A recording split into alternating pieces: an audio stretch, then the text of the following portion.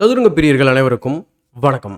இன்னைக்கு நம்ம பார்க்க போகிற வீடியோவில் பிரக்னானந்தாவுக்கும் மேக்னஸ் கால்சனுக்கும் நடந்த ஒரு பிளிட்ஸ் கேம் வந்து நம்ம பார்க்க போகிறோம். இந்த கேம் டைட்டில் டியூஸ்டேயில் வந்து நடந்திருக்கு 3+1 அப்படிங்கிற ஃபார்மெட்டில். இந்த ஆட்டத்தில் வந்து பார்த்திங்க அப்படின்னு சொன்னால் நம்ம செஸ் பிரின்சிபல்ஸை வந்து நம்ம ஃபாலோ பண்ணணும் அப்படின்னு சொல்லி ஒரு ஒரு முக்கியமாக அதிகமாக வந்து நம்ம பிகினர் மத்தியில் பேசுவோம். ப்ளஸ் இன்டர்மீடியேட் அண்ட் ஈவன் எல்லா ரேட்டட் பிளேயர்ஸ்க்குமே கூட இது பொருந்தும். பட் ஒரு கட்டத்துக்கு மேலே அதெல்லாம் தேவையில்லை அப்படிங்கிற அளவுக்கு இந்த கேம் வந்து நமக்கு வந்து உணர்த்தும்.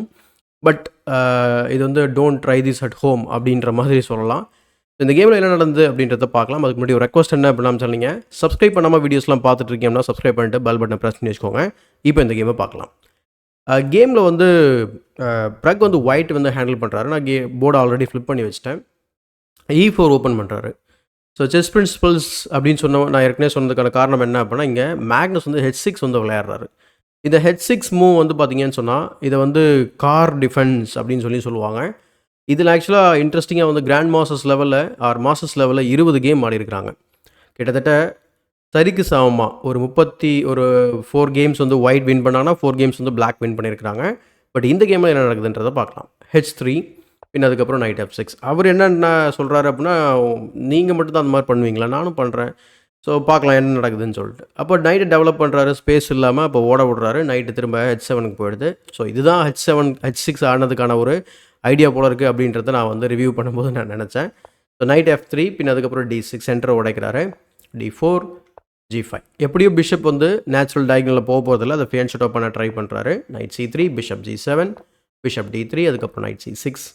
எல்லாமே டெவலப்பிங் மூவ். அண்ட் இங்கே E6 ரொம்ப ஒரு சின்ன ஒரு ட்ரிக் இங்கே என்னென்னா, F into E6 தான் அடிச்சாகணும், வேறு வழி இல்லை. ஏன்னா பிஷப் into E6 ஆட முடியாது. ஆடினீங்கன்னு சொன்னால் then bishop into H7 rook into H7 then pawn to D5 சொல்லி உங்களுக்கு ஒரு பீஸ் ட்ராப் ஆகும். 2 பான் காம்பன்சேஷனாக கிடைக்கும். பட் இருந்தாலும் அது டிசைரபிளான பொசிஷனாக இருக்காது. ஸோ F into E6 அடிக்கிறாரு. ஸோ கிங்கோட கேஸ்லிங் ரைட்ஸை இழக்க வைக்கிறாரு. சோஃபார் வந்து பார்த்திங்கன்னா ஒயிட் வந்து நல்லா பண்ணிகிட்டு இருக்க மாதிரி உங்களுக்கு கிளியராக தெரியும். எந்த ஒரு பிரச்சனையுமே இல்லாத மாதிரியும் உங்களுக்கு தெரியும் ஆக்சுவலாக பார்த்தீங்கன்னா. ஸோ குயின் D3 போடுறாரு. அதுக்கப்புறம் knight F6 bishop D2 bishop D7 queen side castling அதுக்கப்புறம் பிஷப் E8. ஸோ இங்கே கிங்கை வந்து D7ல் போடலாம் அப்படின்ற மாதிரி ஒரு எதிர்பார்ப்பு இருந்திருக்கும் செக்கு கொடுக்கும்போது. ஆனால் இந்த பொசிஷனில் அவர் என்ன செய்கிறார் அப்படின்னா, பிஷப்பை வந்து சேலஞ்ச் பண்ணுறதுக்காக தான் F8 ஆடிருக்காரு அப்படிங்கிறது லேட்டராக தெரிய வருது. ரூக் D1 அதுக்கப்புறம் பிஷப் into G6. இங்கே ரொம்ப இன்ட்ரெஸ்டிங்கான move. Night to B4 consider பண்ணலாம். ஐடியா என்ன அப்படின்னா, குயினை டிஃப்ளெக்ட் பண்ணிட்டு பிஷப் பேரை வச்சுக்கிறதுக்கு முயற்சி பண்ணுறது. Queen D7 queen into B7 ஆட முடியாது. ஆனாங்கன்னா கிங் F7 அண்ட் தென் ஈஸியாக வந்து பிளாக் வந்து அட்டாக் கேரி அவுட் பண்ணலாம். பட் நைட் B4 வந்து ஒரு option. Bishop into G6 queen into G6 அப்புறம் குயின் ட்ரேட் பண்ணலாமா கேட்குறாரு. முடியாதுன்னு சொல்லிட்டு அவர் பின்னாடி போகிறார். ஏன்னா கிங் வந்து ஸ்டக்காக நிற்கிது, சில பீஸ் இன்னும் ஆக்டிவேட் ஆகாமல் இருக்குது. அப்போ நம்ம வந்து டெவலப்மெண்ட் லீடில் இருக்கும்போது நம்ம குயினை வச்சுருந்தா நமக்கு பெட்டர் அப்படின்னு நம்ம ப்ரக் வந்து இங்கே நினைக்கிறாரு. நைட் டு D8 ஜஸ்ட் வந்து பார்த்தீங்கன்னா நைட்டை ரீரவுட் பண்ணுறாரு. பான் G4 குயின் F7 அதுக்கப்புறம் கிங் B1. கிங் B1 தவிர்த்து அவர் ரூக் G1 போட்டுட்டு அதுக்கப்புறம் பான் H4 போட்டிருந்தா பெட்டராக இருந்திருக்கும். Example king E8 and then pawn H4. இப்போ இதுக்கும் அதுக்கும் என்ன வித்தியாசம்னு சொல்லி பார்த்தீங்கன்னா, கிங் B1க்கு அப்புறம் கிங் E8 ஆடுறாரு. பின்ன H4 வரும்போது G4ல் ஒரு பான் வந்து ட்ராப் பண்ணுறாரு. இது வந்து பார்த்திங்கன்னா ஒரு டெம்பரரி பான் சாக்ரிஃபைஸாக தான் வந்து இங்கே ப்ரக் வந்து பண்ணுறாரு. ஒரு நல்ல ஒரு அட்டாக்கை வந்து பண்ண முடியும் அப்படிங்கிற நம்பிக்கையில் இதை பண்ணுறாரு. அது சக்ஸஸ் ஆச்சா என்ன அப்படின்றது தான் remaining game. So night into G4 rook G1. So இப்போ நைட்டை த்ரெட்டன் பண்ணுறாரு. அன்ஃபார்ச்சுனேட்லி அவர் F2மே வந்து பார்த்திங்கன்னா விட்டு கொடுக்குறாரு. எப்படியாவது நம்ம அட்டாக் பண்ணிட முடியும் ஓப்பன் லைன்ஸை வச்சு அப்படின்னு சொல்லிட்டு. Queen to E2 threatening the night. So rook F2 டாக்டிக்கலாக வந்து அதை டிஃபெண்ட் பண்ணுறாரு. ரூக் G3 போட்டு ஃபர்தராக அட்டாக் பண்ணுறாரு டிஃபெண்ட் பண்ணுறாரு அந்த நைட்டை. அதனால் G into H4. இப்போ தேர்டு பானும் கேப்சர் பண்ணிட்டாரு. கிட்டத்தட்ட இப்போ 4 பான்ஸ் அப்பில் இருக்கிறாரு Magnus Carlsen. Night into H4 அதில் வந்து ஒரு பான் இப்போதைக்கு கிடையாது. ஸோ பிஷப் into D4 திரும்ப அந்த பான் வந்து கிடைக்குது. இப்போ பார்த்தீங்கன்னா இந்த சீரியஸ் ஆஃப் மூவ்ஸில் நீங்கள் ஒரு விஷயம் உங்களுக்கு கிளியராக தெரிஞ்சிருக்கும். 3 பானை கேப்சர் பண்ணிட்டாரு. ப்ளஸ் உள்ளே விட்ட நைட்டு வந்து பார்த்திங்கன்னா அவர் அங்கேயே வந்து பார்த்திங்கன்னா ஸ்டேபிள் பண்ணிட்டார். உங்களால் வந்து எதுவுமே பண்ண முடியாது அப்படிங்கிறத கிளியராக வந்தீங்க புரிய வைக்கிறாரு. ஸோ ரூக் F3 அண்ட் இந்த பொசிஷனில் அகெயின் வந்து பார்த்திங்கன்னா ப்ரக்குக்கு ஃபைனல் சான்ஸ் வந்து கிடைக்குது. இந்த பொசிஷனை வந்து அவருக்கு வின்னிங்காக மாற்றுறதுக்கு ஒரு அரிய வாய்ப்பு. ஏன் அப்படின்னா அரிய வாய்ப்புன்னு சொல்கிறதுக்கான காரணம் என்ன, மேக்னஸ் கால்ஸ் கிட்ட வாய்ப்பு கிடைக்கிறது கம்மி அப்படிங்கிறதுனால தான் அந்த மாதிரி சொல்கிறேன். என்ன அந்த வாய்ப்பு அப்படின்னு சொல்லி பார்க்கும்போது நைட் டு B5. இதில் என்ன அவ்வளோ பிரமாதமான மூவ் அப்படின்னு பார்த்தா, எஸ் பிஷப் B6 போனதுக்கப்புறம் நைட் into C7 செக்கு. ஒரு மாதிரி நம்ம அந்த பிஷப்பை வந்து பார்த்திங்கன்னா டிஃப்ளெக்ட் பண்ணுறோம். குயின் B5 செக்கு, நைட் C6 பிளாக் பண்ணதுக்கப்புறம் உங்களுக்கு மூவே கிடையாது. ஆக்சுவலாக பிளாக் பண்ணியே ஆகணும். அப்புறம் நம்ம குயின் இன்ட்டு B7 ஃபோர்க்கு இருக்கிறதுனால நீங்கள் வந்து இந்த பொசிஷனில் வந்து நீங்கள் கிங் D7 வந்து விளையாடலாம். ஸோ கிங் D7 ஆடும்போது rook C3 and then game will continue with much better position for ஒயிட்னு வச்சுக்கோங்களேன். இன்னொரு ஆப்ஷன் வந்து இது என்னடா அது இந்த கிங் D8 அப்படின்னு சொல்லி பார்த்தீங்கன்னா நைட் டு G6. இது ஒரு சின்ன ஒரு ட்ரிக்கான மூவ். ஏன் அப்படின்னு சொன்னால் நீங்கள் இங்கே வெட்ட முடியாது. அப்படியே வெட்டினாலும் கிங் D7 போட்டதுக்கப்புறம் உங்களுக்கு குயின் B7 போவீங்க. அதுக்கப்புறம் ரூக் B8. ஸோ பிளாக் வந்து கன்சாலிடேட் பண்ணிவிடுவாங்க. ஓரளவுக்கு சமாளிக்கக்கூடிய ஒரு பொசிஷன் வச்சுக்கோங்களேன். ஈக்குவலாக போகும். ஆனால் இந்த இடத்துல ஒரே ஒரு ட்ரிக் இருக்குது. என்ன ட்ரிக் அப்படின்னா கிங் D8 போனதுக்கப்புறம் இந்த மூவ் அவங்க வந்து ஸ்பாட் பண்ணணும். Night to G6. நீங்கள் ரூக்கை போட்டு திரும்ப நைட் அட்டாக் பண்ணுறதா நினச்சிங்க அப்படின்னா you'll run in to this idea now. இப்போ வெட்ட முடியும். வெட்டினாக்கா கிங்கை மேலே போனதுக்கப்புறம் டிஸ்கவர்ட் செக்கு.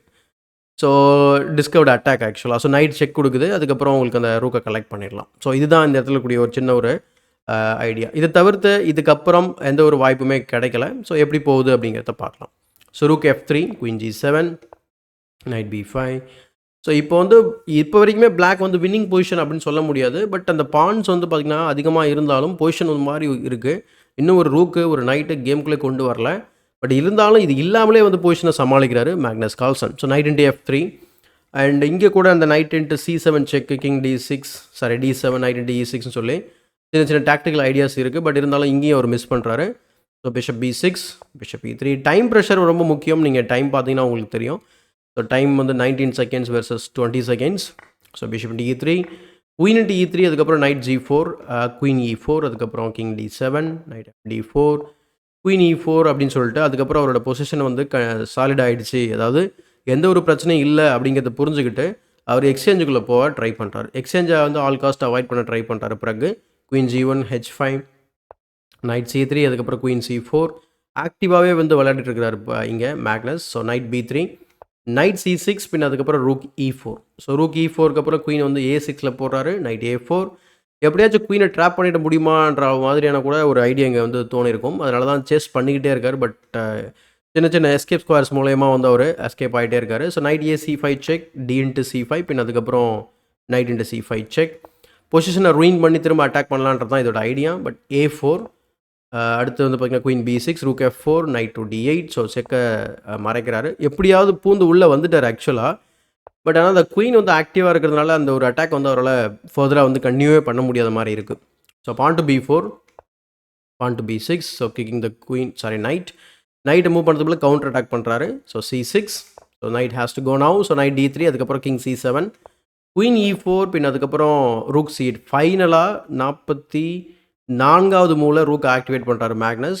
ஸோ A5, பின்ன நைட் B7, அதுக்கப்புறம் ரூக் F7. இப்போ ரூக்கை ட்ரேட் பண்ண பார்க்குறாரு. அதனால் ரூக்கை அவாய்ட் பண்ணுறாரு ட்ரேடை. So B into A5 and then battery form பண்ணி E7ல் ப்ரெஷரு. ஸோ வேணும்னா வெட்டிக்கோ, பட் எனக்கு வந்து நான் டிஃபெண்ட் பண்ணிக்கிறேன் அப்படின்னு சொல்லி அவர் வந்து இது பண்ணுறாரு. இந்த பொசிஷனில் ரூக்கு E8ல் போடலாமான்னு கேட்டிங்கன்னா தாராளமாக போடலாம். பட் வந்து குயின் இன்ட்டு H5 வந்து விளையாடுவார். ஸோ அதனால் அவர் ப்ரொவோக் பண்ணுறாரு, இந்த மூவ் விளையாடுங்க அப்படின்னு சொல்லிட்டு. அப்போ தான் நம்ம ட்ரேட் பண்ண முடியும்ட்டு. பட் அதுக்கப்புறம் அந்த பான் வந்து ட்ராப் ஆகுதுன்னு வச்சுக்கோங்களேன். E5, B into A5, night into A5, night into E5 and then night into E5. So ஆக மொத்தத்தில் எப்படியோ மேனேஜ் பண்ணி அந்த எக்ஸ்ட்ரா இருந்த 4 பாயிண்ட்ஸில் அவர் வந்து பார்த்திங்கன்னா இப்போது 2 பானை வந்து இது பண்ணியிருக்கிறாரு. ஏன்னா அதில் ஒரு ப்ராசஸில் அந்த நைட் இன்ட்டு C5 அடித்தார் பார்த்தீங்களா. நைட் C5 செக் வச்சப்போ ஒரு நைட் வந்து ட்ராப் பண்ணார். ஸோ அட்டாக்குக்காக. ஓகே கிங் B6, அதுக்கப்புறம் குயின் E3 செக்கு, C5, குயின் H6 செக்கு. சில செக்குக்கு அப்புறம் வந்து பார்த்திங்கனாக்கா பிரகால செக்கு கொடுக்க முடியாத மாதிரி போயிடுது. ப்ளஸ் அதே போல் மேக்னஸ் வந்து இந்த ஃபியூ செக்ஸ்க்கு அப்புறம் பார்த்தீங்கன்னாக்கா ஒரு செக்மேட்டிங் பொசிஷன், அதாவது மேட்டிங் பேட்டர்ன் வந்து ஒரு வெப்புக்குள்ளே வந்து போட்டார். ஸோ கிங் A1 மாட்டிக்கிச்சு. A5, குயின் C8, A4, அதுக்கப்புறம் C4. C4க்கு அப்புறம் அவர் அந்த பானை கூட வெட்டலை. ஏன்னா கிங் A2 வந்ததுக்கப்புறம் A3 போட்டு B2வில் செக்மேட் பண்ணிடலாம். அன்ஃபார்ச்சுனேட்லி குயினால் வந்து தடுக்கவே முடியாது. சும்மா நம்ம வந்து தடுக்கணுமேன்றதுக்காக தடுத்தா மட்டும்தான் பண்ண முடியும். எக்ஸாம்பிளுக்கு queen B8 check, knight takes B8, king B1 is the only move. அதுக்கப்புறம் குயின் B2வில் வச்சு செக்மேட் பண்ணிடலாம். ஸோ இந்த பொசிஷன் ஆக்சுவலாக வந்து பார்த்திங்கன்னா அவர் ரிசைன் பண்ணல. அதுக்கு முன்னாடியே வந்து பார்த்திங்கன்னா டைமே வந்து பார்த்திங்கன்னா போயிடுச்சு. ஸோ மேபி பிளிட்ஸ் கேமில் இது வந்து பொதுவாக நடக்கிற ஒரு விஷயம் தான். ஸோ டைம் ப்ரெஷரில் வந்து விட்டுடுவாங்க அந்த மாதிரி. ஸோ இதுக்கப்புறம் நடந்த கேம்ஸ் எல்லாத்துலேயும் வந்து பார்த்திங்கன்னா மேக்னஸ் வந்து ஓரளவுக்கு நல்லா விளையாடி இது பண்ணி 9.5 நம்ம வந்து ரிசல்ட்ஸ் நான் லாஸ்ட் டைமே உங்களுக்கு காமிச்சேன். 9.5 எடுத்திருந்தார். பிறகு வந்து 9 பாயிண்ட்ஸ். ஸோ 3rd பிளேஸில் வந்து பார்த்திங்கனாக்கா டைட்டில் டியூஸ்டேல வந்து இருந்தார்.